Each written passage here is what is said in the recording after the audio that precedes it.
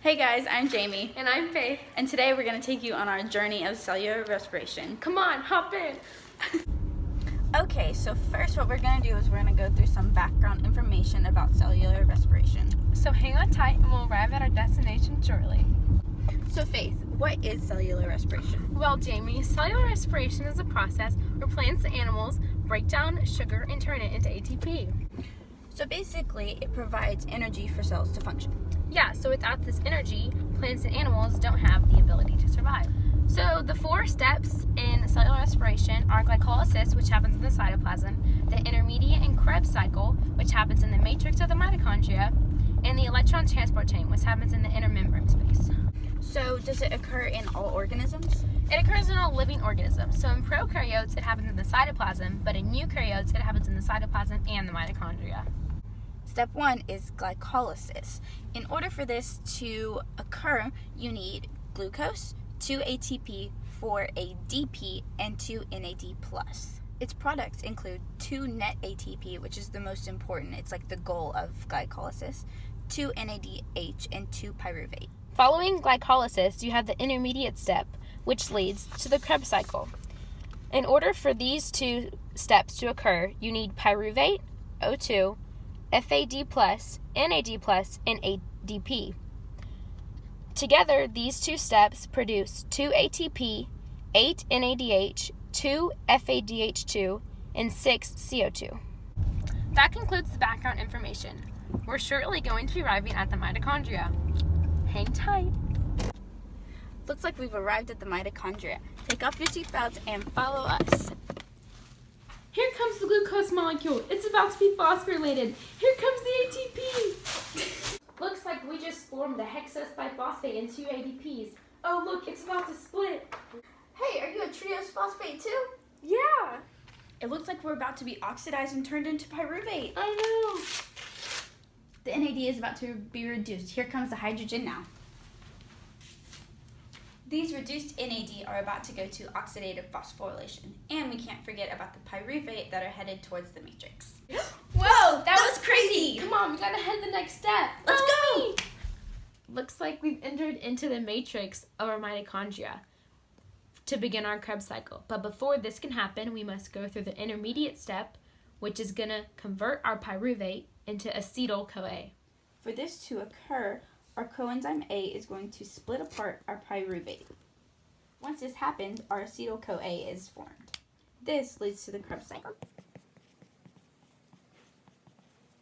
This process also produces 2 CO2, which is released as waste, and 2 NADH, which is going to head to oxidative phosphorylation. We've now entered into the Krebs cycle, also known as the citric acid cycle. This cycle releases 2 CO2s, converts NAD to 3 NADH,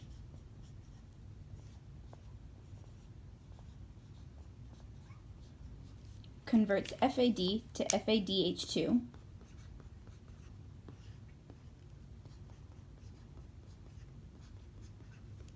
and also converts ADP to ATP.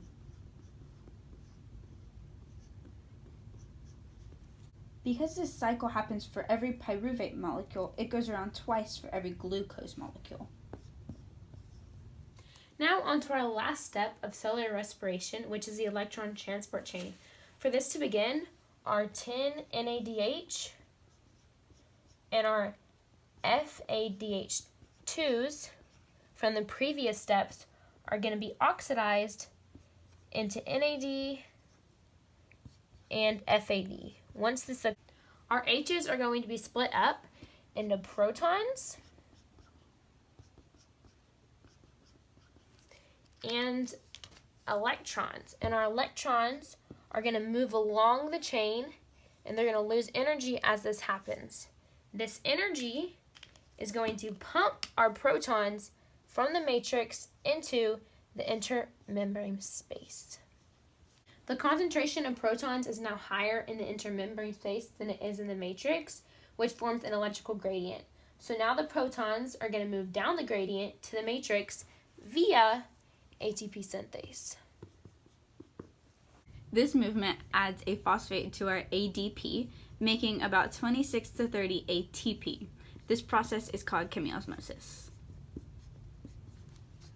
Our protons and electrons combine to make hydrogen.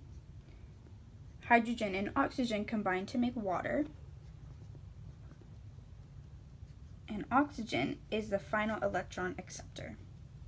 Our final products are 26 to 30 ATP, water, NAD, and FAD. Now that our process is complete, we have a few summarizing details. During this process, we use 2 electron carriers, NAD and FAD. Okay, so NAD plus is, we use an analogy like an empty taxi cab. It is used in ETC, and it's an oxidizing agent, meaning that it accepts electrons and becomes reduced into NADH.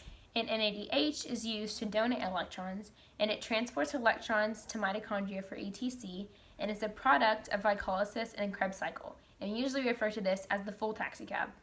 Our next electron carrier is FAD+.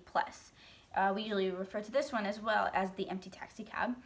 It is an electron carrier to the ETC, and it becomes FADH in the matrix. FADH is produced in the Krebs cycle, and so it goes from the Krebs cycle to ETC. It is also known as the full taxicab, and it donates electrons. Our 2 types of respiration are aerobic respiration and anaerobic respiration. Aerobic respiration, it requires O2, and it goes through the normal cellular respiration that we just talked about, glycolysis, Krebs cycle, and electron transport chain. Now, anaerobic respiration is using without oxygen, so it only goes from glycolysis to fermentation. The reason we have 2 types of respiration is because bacteria can only use anaerobic respiration because some might not be able to survive in the presence of O2. Anaerobic respiration does not go through Krebs cycle and ETC. Instead, it goes from glycolysis straight to fermentation. Fermentation produces either lactic acid in animals, or it produces alcohol in plants, fungi, or bacteria. Thanks for following us on our journey of cellular respiration. Stay tuned until next time. Bye!